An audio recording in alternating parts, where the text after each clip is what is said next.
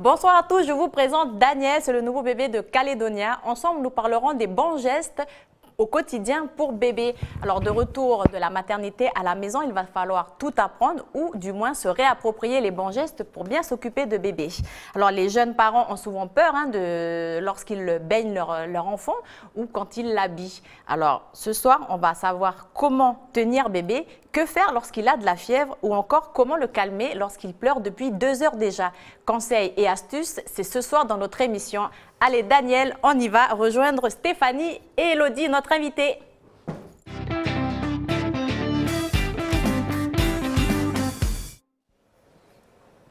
Bonsoir à tous et merci de nous rejoindre sur Calédonia et bienvenue à tous dans la bande.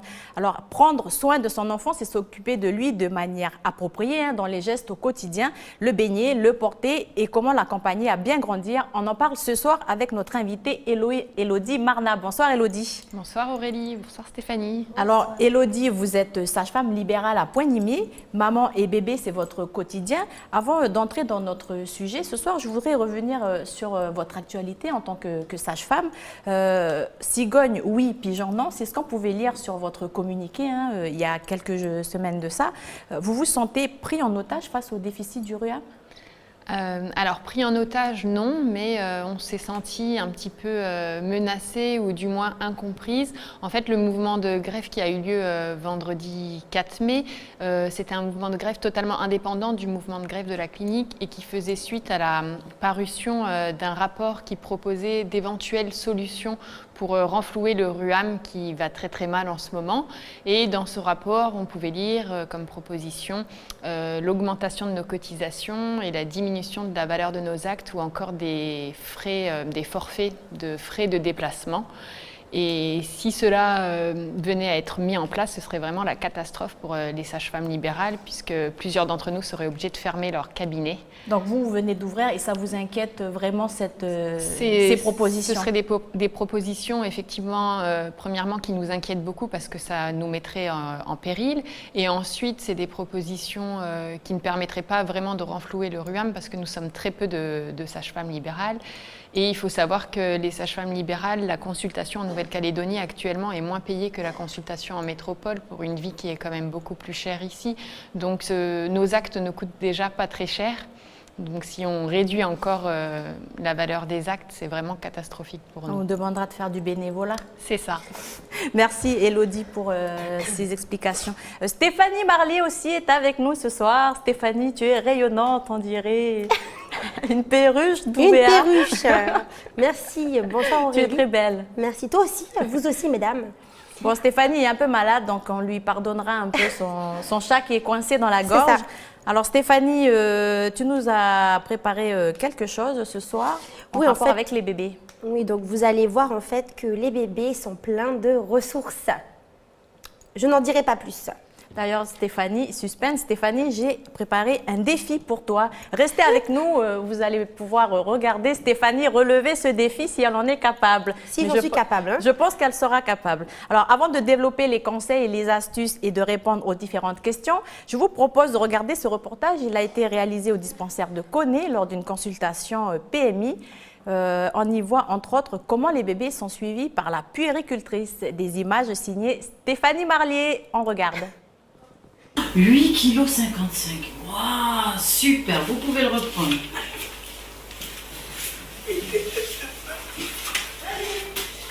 Non, n'aie pas peur, il y a papa. Il y a papa qui est là. Je te tends la jambe. Papa, il va tenir un petit peu la tête. Voilà. Voilà, merci. Les consultations PMI, ce sont des consultations de prévention auprès des enfants de 0 à 3 ans. Où on accompagne les parents dans leur parentalité, on guide les parents sur les besoins de l'enfant, on dépiste les pathologies, on dépiste les handicaps. C'est là où on réalise les vaccinations et c'est un lieu d'écoute des parents sur les difficultés qu'ils peuvent rencontrer. Et donc quand il est réveillé, vous le posez sur le ventre et sur son matelas. C'est un peu dur. Voilà, ça c'est important que ce soit un petit peu dur pour l'aider dans son développement. Déjà c'est bon pour le bébé parce que on voit comment il se développe, ce qu'il faut qu'il mange, s'il grandit bien. Déjà quand il a des petites plaies comme ça, voir si c'est pas dû à des médicaments qu'on lui donne ou quoi que ce soit. Les puéricultrices font des consultations PMI pour guider les parents, dépister les troubles, mais elles vont aussi à domicile des parents. Justement, Elodie, vous proposez également des visites PMI à domicile, hein, des patientes que vous suivez dans votre cabinet. Au premier mois, c'est une visite par semaine. Pourquoi ce rythme? Alors, c'est en moyenne une visite par semaine, mais ça peut être plus. Parfois, c'est moins, mais assez rarement. Tout simplement parce que le bébé, il a été 9 mois dans le ventre de sa maman. Moi, souvent, j'aime bien dire, il a été 9 mois à l'hôtel 5 étoiles, où il n'avait pas besoin de respirer tout seul, de manger, d'apprendre à digérer, de maintenir sa température, sa glycémie. Donc là, il va falloir qu'il s'adapte à la vie extra-utérine. Et cette adaptation, elle peut prendre du temps selon les bébés, un peu plus de temps, un peu moins de temps. Et il va y avoir tout un tas de paramètres à surveiller pour être sûr que bébé s'adapte bien. En plus, j'ajouterais qu'en brousse, on est éloigné, on est loin de tout. Un petit souci chez un bébé, ça peut vite devenir un gros souci. Et comme vous le savez peut-être, on a juste une seule pédiatre pour toute la province Nord. Donc, on n'a qu'une seule pédiatre. Une pédiatre pédiatre sur la côte Est et sur la zone VKP. Si je ne dis pas de bêtises, il n'y a pas de pédiatre. Donc, il y a la pédiatre de la côte Est qui vient de temps en temps sur la côte Ouest faire des vacations. Mais c'est assez compliqué. Du coup, on surveille de près les bébés pour être sûr qu'ils vont bien. Et si on détecte le moindre petit souci, on peut les orienter rapidement. Alors, Elodie, souvent, malgré le bonheur d'avoir le bébé à la maison, d'être heureuse, d'être maman, certaines mamans connaissent une phase un peu, on va dire, pas très gaie. Elles sont un peu tristes, elles sont un peu fatiguées. On dit alors qu'elles ont le baby blues. Est-ce que c'est normal de ressentir ça? Alors, le baby blues, c'est tout à fait normal. Quasiment toutes les mamans font un petit baby blues. L'origine du baby blues, on ne la connaît pas spécialement. Puis, il y a différentes... On dit que c'est dû aux hormones, une baisse d'hormones. Parfois, on entend que c'est dû à la chute hormonale, puisqu'on a plein d'hormones pendant la grossesse. Quand on accouche, il y a une petite chute hormonale. D'autres spécialistes disent que c'est une étape obligatoire puisqu'on va passer du statut de femme fille 2 au statut de femme mère 2 et qu'on a besoin pour que ce changement se fasse de traverser une petite crise. Alors le baby qui blues, passe généralement. Le baby blues, c'est pas grave. Généralement, ça survient dans les jours après la naissance, le plus souvent à la maternité, et on note que c'est souvent la nuit ou à la tombée de la nuit, une fois que les visites sont parties, que le papa est reparti, qu'on est toute seule avec son le bébé qui pleure. Ça peut être lié à la fatigue aussi. On est très fatigué, on supporte de moins en moins de choses. Le baby blues, c'est pas grave, ça passe. Faut vraiment rassurer les mamans. Souvent, il suffit soit de pleurer un bon coup, soit d'avoir quelques paroles réconfortantes et ça passe. Par contre, on a la dépression postnatale qui elle, s'installe bien souvent après le baby blues et qui dure un peu plus longtemps. La dépression postnatale, c'est totalement différent, c'est beaucoup plus grave. Généralement, ça survient dans les semaines qui suivent la naissance. Et là, c'est une maman qui se dit qu'elle ne va jamais y arriver, qui n'a plus envie de se lever le matin pour s'occuper de son bébé. Ça, c'est plus rare. C'est plus rare et c'est plus grave. Et c'est moins bien dépisté parce qu'on n'en parle pas beaucoup. Donc, il ne faut pas hésiter en tant que maman, si on sent vraiment que ça ne va plus, à en parler, à trouver une oreille attentive. Et à qui on peut en parler? Les proches aussi. Alors, on peut en parler. Le plus facile, généralement, c'est effectivement à la personne qui vous suit pour le bébé, qui fait le suivi PMI, ou la sage-femme qui a suivi la grossesse. Ça peut être aussi le médecin traitant, n'importe qui, en fait, du moment qu'on arrive à trouver une oreille attentive pour en parler, parce qu'il y a des solutions, il y a des traitements. Et le papa, il a quel rôle dans tout ça?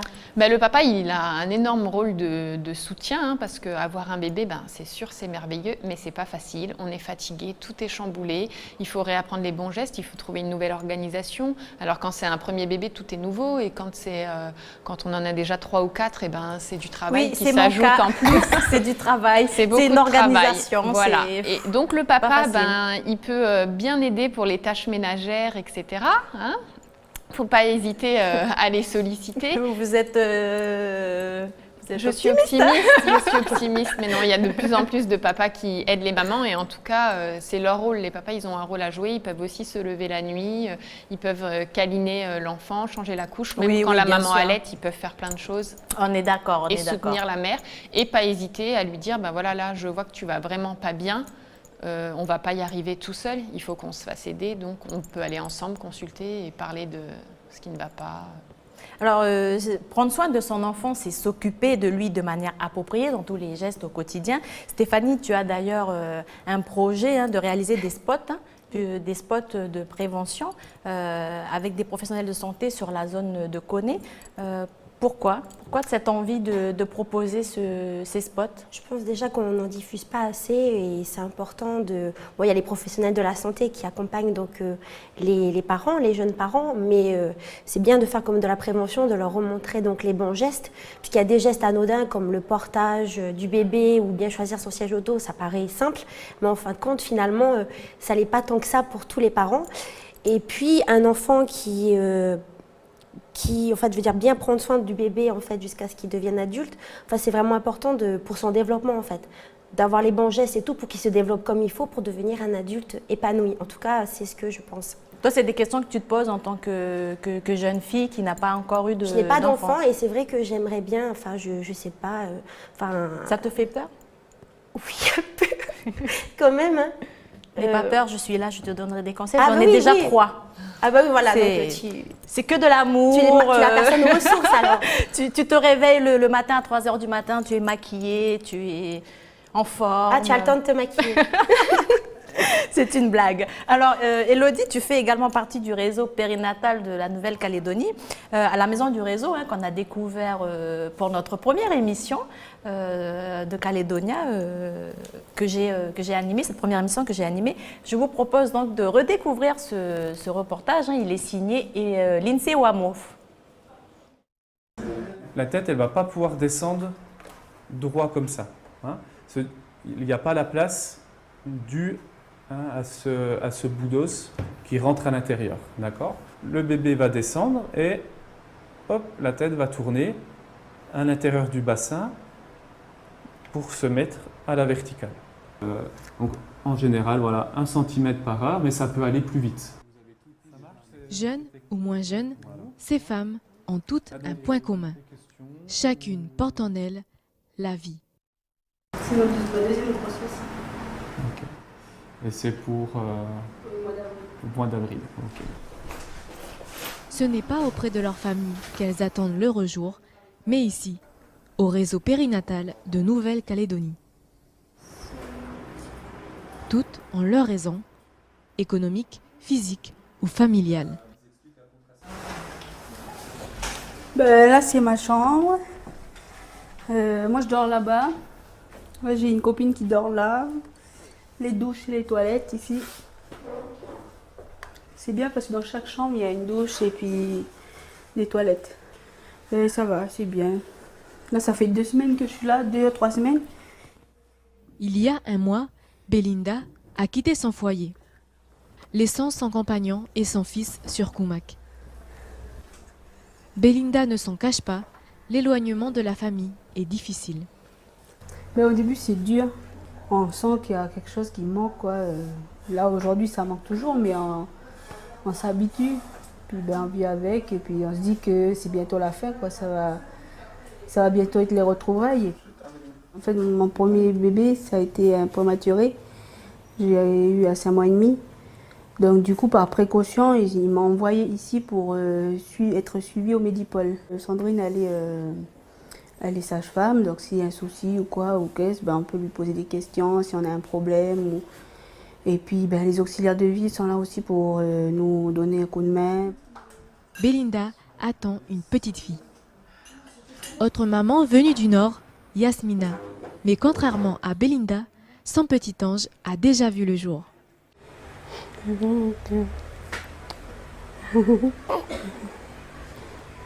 Il y a quelques années, Yasmina a eu un accident de voiture. Cet accident lui a coûté ses 2 jambes. Mais celui-ci ne lui a pas coûté le pouvoir de donner la vie. Je suis venue au réseau, c'est parce que le logement, il y a des choses où c'est pas adapté ou des trucs comme ça. Parce que comme sur Yingen, c'était une première pour eux. Du coup, c'était pas fait, ils savent pas trop comment ça va se dérouler. Ou si jamais il y a des complications, c'est très loin pour revenir ici sur Nouméa. Ce sont les sages-femmes et infirmiers de leur commune qui ont orienté Belinda et Yasmina vers le réseau. Le réseau, c'est près de 150 professionnels de santé. sage-femme, gynécologue, éducateur ou encore psychologue. Ainsi, selon les besoins de la maman et de sa famille, le professionnel intervient. Avant, il y a quelques années, on pensait que tant que bébé n'était pas sorti, qu'il était in utero, il était au chaud, il était tranquille et ça posait pas de soucis. Mais malheureusement, on s'est rendu compte que la période de la grossesse, c'est une période fondamentale où se joue énormément de choses. Donc il y a le stress de la maman ou de la famille qui peut impacter sur cet enfant à venir. Il y a tout ce qu'elle consomme, que ce soit en alimentation, en toxique ou autre, qui peut impacter aussi, et tout son environnement. Tout ce qui tourne autour de cette femme enceinte, c'est primordial. Le réseau compte prochainement créer le réseau SAF, syndrome d'alcoolisation fœtale. Ce réseau aura pour but de suivre les enfants ayant des troubles causés par l'alcoolisation fœtale, ainsi que les mamans ayant des problèmes d'alcoolémie. Je tiens tout de même à rappeler que la grande cause calédonienne pour cette année 2018, c'est bien sûr les droits de l'enfant. Donc voilà, aujourd'hui, cette émission va s'inscrire au travers de notre grande cause de cette année. Alors, Élodie, s'occuper au plus tôt des enfants, ça permet de limiter le phénomène de délinquance par rapport d'après une étude. Vous en pensez quoi ? Alors, je ne connaissais pas cette étude et je ne suis pas très calée en délinquance et en cause de... C'est une question qu'on avait évoquée lors de notre première émission avec notre invitée qui, elle, fait partie du réseau. D'ailleurs, tu voulais préciser quelque chose par rapport au réseau ? Oui, je voulais dire que je fais partie du réseau, mais en fait, je suis surtout référente pour la COTES d'un dispositif qui a été mis en place par le réseau. C'est un dispositif d'accompagnement pour les grossesses dites vulnérables, donc les jeunes femmes qui attendent un bébé qui sont mineurs ou qui consomment des stupéfiants ou de l'alcool, ou tout simplement les mamans qui sont un petit peu perdues, qui vont avoir besoin d'un petit peu plus d'aide pendant la grossesse et à l'arrivée du bébé. Donc c'est un réseau, voilà, il y a une équipe sur la côte Est, une équipe sur la côte Ouest et une équipe à Nouméa, et on accompagne d'un petit peu plus près ces mamans. Pour en revenir à la délinquance, je ne sais pas, en tout cas ce qui est sûr, c'est que plus on s'occupe d'un bébé, plus on va créer le lien, et plus on crée un lien avec son enfant, plus on communique avec lui, plus on a de chances de le suivre tout au long de ces différents changements, les différentes étapes de la vie, et de réussir à entrer en contact avec lui, à établir une jolie confiance, une belle relation qui va faire qu'il aura peut-être moins envie de commettre des actes de délinquance. Alors je tiens tout de même à rappeler qu'avoir le droit à beaucoup d'amour et de l'affection, ça fait partie c'est un des droits des enfants. Donc on doit donner de l'amour et de l'affection à nos enfants, et ça leur permet de mieux grandir. Et on se doit de répondre à leurs besoins surtout, voilà. Alors s'occuper de bébé, ça demande beaucoup d'attention, n'est-ce pas Stéphanie ? On va passer au défi que j'ai préparé pour toi, que j'ai gentiment préparé pour toi. Alors le défi de Stéphanie aujourd'hui, les amis, ce sera d'habiller Daniel, notre bébé de Calédonia. Alors j'en profite pour faire un coucou à toutes les mamans, les futures mamans de Calédonia, Blandine, Camille, Natacha. Donc à vous toutes, je vous conseille de regarder Stéphanie. Je pense que vous allez en apprendre beaucoup. Alors Stéphanie, je te propose d'habiller Daniel, et tu as 10 minutes pour l'habiller. 10 minutes. Alors avec Élodie, on va regarder Stéphanie tout au long de son défi. On va lancer le chronomètre. Et tu vas pouvoir commenter ses gestes, tu vas pouvoir nous dire si elle s'en sort bien. Je commence ça ? Alors attends, où est-ce qu'il est mon chrono ? Moi, c'est pas évident. Chronomètre. Il est lancé. Top départ pour Stéphanie. Alors, okay. Élodie, Stéphanie doit d'abord mettre la couche de bébé de Daniel. Je ne sais pas du tout si je fais ça bien, mais j'essaye que la tête de Daniel ne se tourne pas. On pense d'ailleurs à Mara qui doit sûrement nous regarder. On pense à elle, elle doit sûrement être en train de changer la couche de sa magnifique petite fille. Coucou Mara. Ok, bon, écoute, alors, Élodie. Alors, j'observe Stéphanie. J'essaye de faire du mieux que je peux. Là. Donc, on va dire qu'en réalité, le bébé il bouge dans tous les sens. En réalité, le bébé bouge dans tous les sens. Qu'il faut bien faire attention avec la couche quand il y a encore le cordon ombilical à la sortie de la maternité, c'est que le cordon ne macère pas dans la couche, donc on replie un petit peu la couche. Tu peux venir, Élodie, mets-toi à côté de Stéphanie pour qu'on regarde. Comment s'en sort Stéphanie ? Alors, Stéphanie, elle s'en sort pas mal, même si elle aurait pu juste soit soulever les jambes pour mettre la couche sans s'embêter avec la tête de bébé. Le siège de bébé, c'est c'est ce qu'on appelle sa base. Et c'est quelque chose qu'il faut toujours maintenir et éviter de tirer sur la base. Souvent, on voit les mamans là qui font carrément comme ça. D'accord. Ça, on évite. Soit on soulève un petit peu les fesses ou carrément, on peut tourner le bébé sur le côté. Pourquoi ça risque quoi si on le bouge comme ça? C'est juste qu'en fait, quand la base n'est plus au contact de rien, il se sent moins en sécurité, ça stresse l'enfant. Et puis, c'est pour éviter les manipulations sur le bassin, même si on risque pas de lui décrocher une jambe parce qu'on tire ses pieds. Mais c'est toujours mieux. Sur le côté, ça peut même être pour le nettoyer. On glisse la couche, on repose bébé. Et alors, il faut bien faire attention. Le but de la couche, c'est de ne pas avoir d'urine et de sel partout. C'est bien que je mette là. Donc, il y a 2 élastiques, un qui va à l'intérieur, l'autre à l'extérieur. Bien déployer l'élastique et on peut serrer. Il faut qu'on puisse passer 2 doigts, mais on peut serrer la couche. Et par rapport au cordon, tu dis. Et pour le cordon, tant qu'il y a encore la petite pince avec le cordon, on retourne la couche pour pas que ça frotte sur le cordon. Après, là, on n'a pas facilité la tâche à Stéphanie parce qu'elle a un petit bébé et une couche qui est un petit peu grande. Il est super mince. Bon, je continue? Tu continues. Vas-y Stéphanie.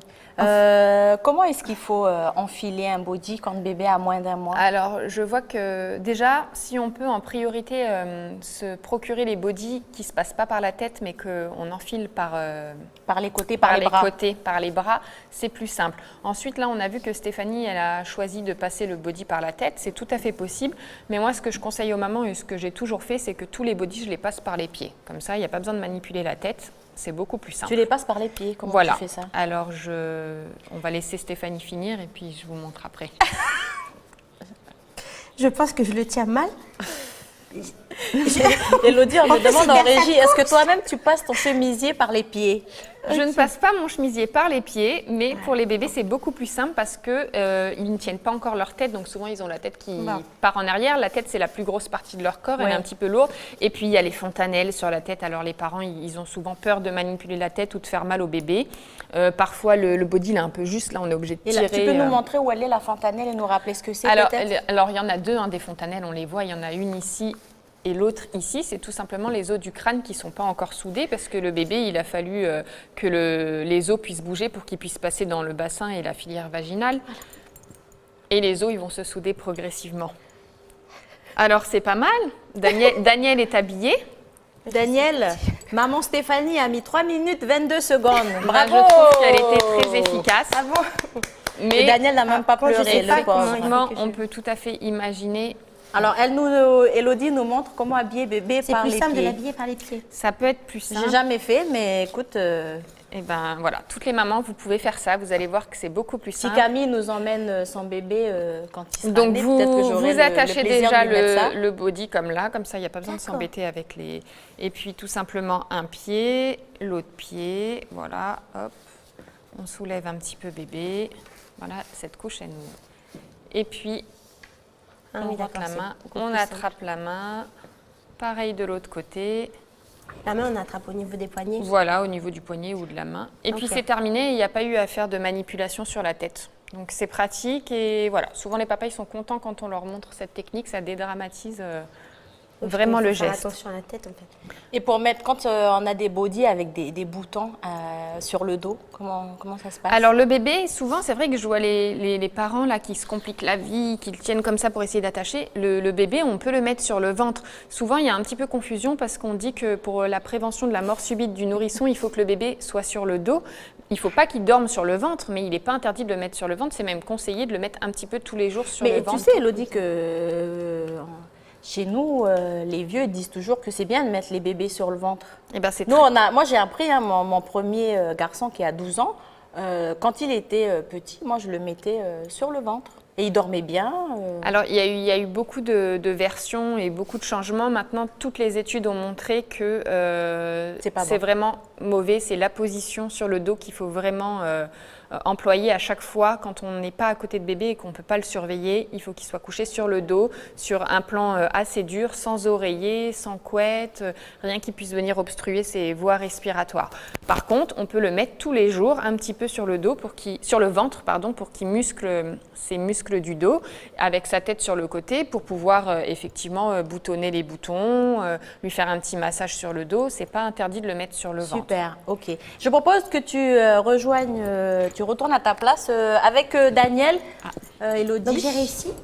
Oui, tu as validé ton défi, Ah, Stéphanie. Ça donne Super, envie hein. d'avoir des bébés, Stéphanie, ou pas? Ah ben bien sûr, j'appréhende, mais donner la vie, c'est magnifique. Je pense que vous êtes maman. Oui, oui, c'est... Bon, c'est du travail. C'est magnifique, je C'est confirme. une expérience formidable. Et C'est pas mal, on a mal. Mais après, on est contente. c'est tout à fait normal d'appréhender quand c'est quelque chose qu'on ne connaît pas. Tout le monde a peur de ce qu'il ne effectivement. connaît pas. Donc, Oui. Et puis être parent, ça s'apprend. C'est l'enfant qui fait de nous une maman et qui va nous apprendre à être mère. Donc c'est normal d'avoir On dit peur. parfois qu'on grandit avec nos enfants. Tout à fait. On grandit avec nos enfants. C'est eux qui ils nous apprennent. Ils ont beaucoup à nous apprendre. Alors, Elodie, dès l'âge d'un mois, bébé peut connaître ses premières coliques. Alors, les coliques, hein, on le rappelle, du nourrisson, ce sont des maux de ventre ou des ballonnements. Quels sont les signes qui permettent d'identifier ces coliques? Alors, les vraies coliques du nourrisson, en fait, il n'y en a pas beaucoup, hein. Il y a une vraie définition pour les coliques. C'est un bébé qui pleure au moins 3 heures par jour, 3 soirs par semaine, et que ça dure au moins 3 mois. Ça, c'est la définition Parce qu'un vraiment bébé, des coliques, un des bébé troubles normal digestifs. pleure 2 heures par jour. Un bébé normal, il pleure et il n'y a pas de bouton on-off. Et parfois, on ne sait pas pourquoi il pleure. C'est son seul moyen d'expression. De C'est pleurer. communication, Ça peut ouais. vouloir dire j'ai faim, j'ai soif, j'ai froid, j'ai chaud, j'ai la couche sale, j'ai envie que tu me prennes dans les bras, j'ai envie de dormir, j'ai peur. Ça veut tout dire. Donc, il pleure et on va devoir apprendre en tant que parent à décoder les pleurs. Mais un bébé qui pleure, c'est normal. Les Il faut le coliques- consoler ou le laisser pleurer? Alors ça, il y a plusieurs, il y a plusieurs camps, on va dire. Moi, j'ai l'impression qu'on a tendance à avoir de plus en plus de gens qui voudraient que les bébés ils soient autonomes dès qu'ils naissent. Ben non, un bébé, il n'est pas autonome dès qu'il Donc, naît. vous conseillez de le porter? Moi, je crois qu'il a le temps pour apprendre l'autonomie. Il va falloir à un moment qu'il apprenne à se consoler tout seul, à se rassurer tout seul, parce qu'on ne sera pas toujours là. Mais quand il est tout petit, je suis vraiment, pour porter Donc, l'enfant, à partir de quel âge il faut le laisser être autonome? Je pense pas qu'on peut dire un âge, ça va dépendre des enfants, à quel moment il est prêt. Il y a des enfants qui sont prêts plus tard que d'autres. C'est sûr qu'il faut qu'il sache se rassurer tout seul pour apprendre à s'endormir seul. À l'école, quand il va rentrer à l'école, qu'on sera plus là ou quand il va être gardé chez la nounou, il va devoir trouver lui-même des moyens de se rassurer sans nous. Mais quand il vient de naître, il est tout petit, il a besoin de ses parents, il a entendu notre cœur pendant 9 mois, il a besoin de nous. Et c'est vrai, c'est contraignant, hein, parce qu'on a ce bébé là des fois qui ne dort que sur nous, qui veut tout le temps être avec ses parents, et parfois on aurait envie de faire autre chose ou juste de pouvoir aller prendre une douche. Ça dure pas longtemps, c'est les premiers mois. Alors, Elodie, comment est-ce que vous conseillez de porter bébé quand il pleure et qu'il faut le consoler? Alors, il y a plusieurs façons de porter bébé. Moi, ce que je voudrais surtout qu'on retienne, si on retient qu'une chose de l'émission, c'est qu'il y a 1000 façons de bien faire. Du moment que la sécurité affective et la sécurité physique de bébé sont assurées, chaque parent va trouver sa technique. Et il faut essayer aussi, nous les mamans, de ne pas trop critiquer les papas quand ils font différemment de nous. C'est pas mauvais, c'est différent, mais chacun va trouver sa façon de faire avec son enfant. Donc, il faut bien tenir la base, comme je disais tout à l'heure, et la tête. Tant qu'ils ne tiennent pas leur tête, bien tenir la tête. Donc, ça peut être comme ça, lové contre nous, un petit peu plus haut parfois pour faire l'euro, ou quand ils ont un petit peu de reflux. Ça peut tout simplement être comme ça, au creux des bras. Quand ils sont un petit peu plus grands, la position face au monde, en posant bébé sur notre hanche pour ne pas avoir mal au dos, et en plaçant notre bras comme ça. Comme ça, ils voient un petit peu ce qui se passe, ils aiment bien. Et alors, quand il y a des coliques ou qu'on a l'impression qu'ils ont mal au ventre, la position de la panthère, comme ça, avec la tête de bébé qui repose Bien dans calée le creux sur du le coude, creux. ou même dans l'autre sens, comme ça, dans notre main. Et ça fait un petit massage comme ça, notre bras qui appuie sur le ventre. Il faut toujours bien tenir la tête, Super, bien tenir merci la base. Elodie. Je vous propose de passer à la chronique de Stéphanie, à la chronique CNET. Stéphanie, on t'écoute.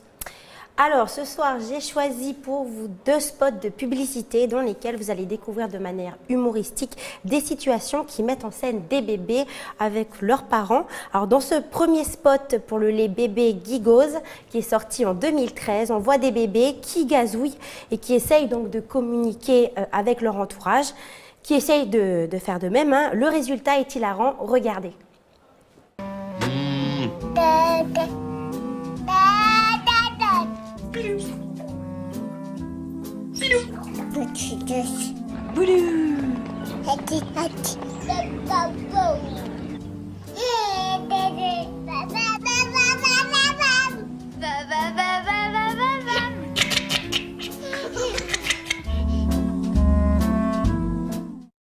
Alors, Elodie, j'ai une petite question. Donc là, on vient de voir des bébés qui essayent de parler avec leur entourage.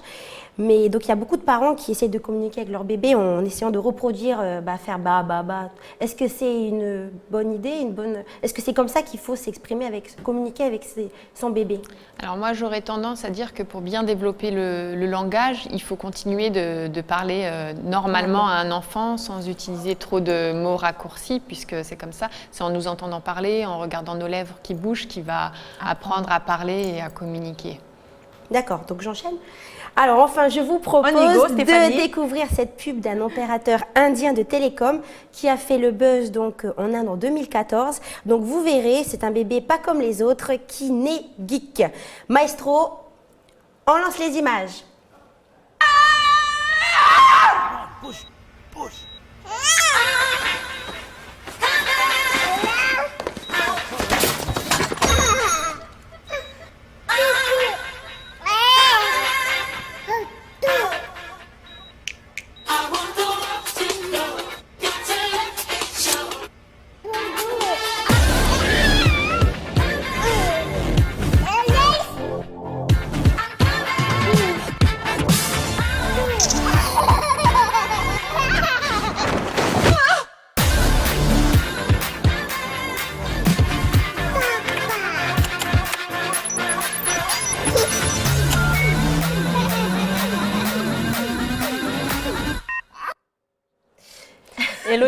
Stéphanie, c'est une vidéo, c'est un spot préventif pour, oui, en fait, pour les écrans. Si je l'ai choisi, c'est justement parce qu'aujourd'hui, en fait, de nos jours, les écrans, ils sont un peu partout, ils font partie du quotidien de tout le monde. Donc c'est vrai que c'est divertissant et c'est assez pratique dans certaines situations. Mais est-ce qu'il représente un risque justement pour le développement de l'enfant? Oui, plusieurs études montrent que les écrans, c'est très mauvais pour les enfants, pour leur développement, pour leurs yeux. Donc il faut vraiment limiter les écrans, surtout avant 3 ans. Et nous aussi, en tant que parents, ça peut altérer notre vigilance. On n'est pas sur son smartphone pendant qu'on donne le bain. Ce qui est important, c'est la qualité des moments partagés avec l'enfant. Donc essayer d'avoir des moments où on se consacre tout à eux sans être en permanence sur notre téléphone, même si ce n'est pas facile. Alors, je voulais qu'on aborde un sujet qui est assez difficile. J'ai eu des moments un peu de mal au cœur en faisant mes recherches pour préparer cette émission et je voudrais qu'on parle du syndrome du bébé secoué. Alors, on l'a dit, un bébé normal pleure 2 heures par jour et c'est pas parce qu'il est malade ou parce qu'il a mal mangé ou parce qu'il a la couche. Voilà, ça arrive qu'il pleure et parfois il y a des parents qui sont à bout. Élodie, quels sont les risques pour un bébé que l'on secoue? Alors, un bébé qui va être secoué, ça va secouer la boîte crânienne, il va faire une hémorragie tout simplement au niveau du cerveau et le risque, c'est le décès. C'est un bébé qui va mourir. Je propose qu'on regarde le spot publicitaire, le spot que Stéphanie a trouvé pour nous sur Internet. Bon, il est assez dur. Alors, si vous êtes un peu sensible, je propose de ne pas le regarder, sinon de fermer les yeux quelques secondes. Stéphanie? En fait, c'est un spot de prévention sur le syndrome du bébé secoué qui était réalisé le mois dernier par l'association Tatiana. Donc, c'est une association qui défend les droits de l'enfant et qui a été créée le 31 janvier 2013 par les parents de la petite Tatiana d'ailleurs, qui, âgée de 5 mois et demi à l'époque, a été maltraitée par sa nourrice. Donc, je vous propose de regarder ce spot tout de suite.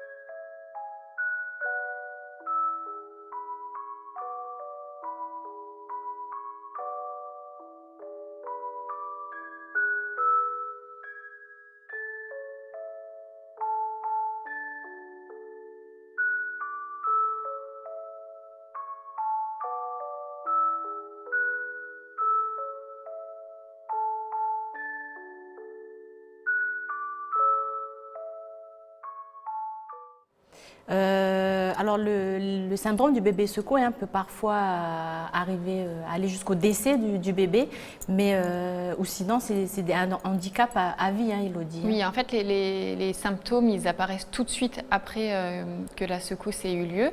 Effectivement, ça peut être un décès, mais ça peut être tout simplement des troubles du sommeil par exemple, donc ça va être dépisté beaucoup plus tard. On a d'ailleurs eu l'année dernière en Nouvelle-Calédonie le cas d'une nourrice qui a secoué un bébé et qui est décédé. Ce bébé il s'appelait Simon et la nourrice a été condamnée l'année dernière, en 2017, à quelques mois de prison ferme.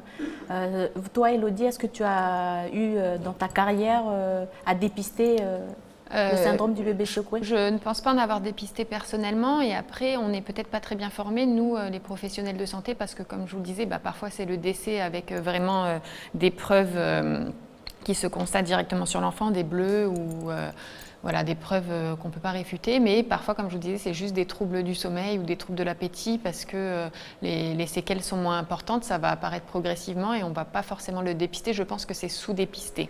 Et je pense qu'on ne peut pas passer à côté de cette question. Qu'est-ce qu'il faut faire quand on a envie de secouer son bébé et qu'on est dans cette situation où on est fatigué, on ne sait plus quoi faire avec ce bébé? Qu'est-ce qu'il faut faire pour éviter de secouer notre enfant? Ce qu'il faut dire, donc, c'est qu'il ne faut jamais secouer son bébé. Ce n'est pas normal.